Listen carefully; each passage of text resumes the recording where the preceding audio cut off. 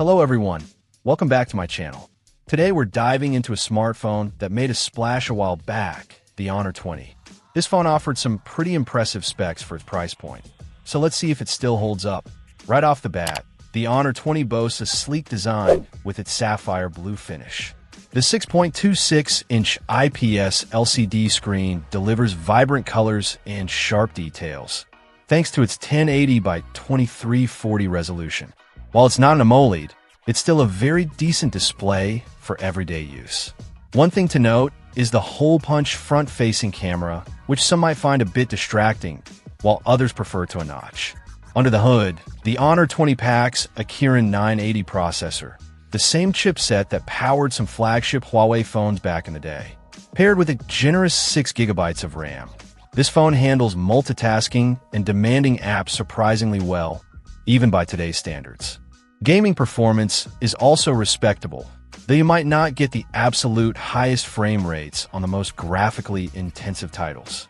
Now let's talk cameras. The Honor 20 features a quad camera setup on the back, with a 48MP main sensor leading the charge. Image quality is generally good, especially in well-lit conditions. You get decent detail and dynamic range. The other lenses offer wide-angle and macro capabilities, giving you some versatility in your photography.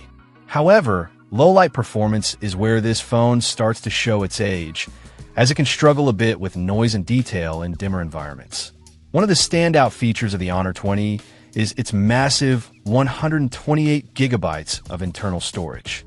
That's plenty of space for apps, photos, and videos. However, there's no microSD card slot for expansion, so what you see is what you get. For most users, 128 GB should be sufficient, but power users might find themselves needing to manage their storage more actively. The Honor 20 runs on Android 9.0 Pie with Magic UI 2.1 on top. While it's not the latest version of Android, it still offers a smooth and user-friendly experience.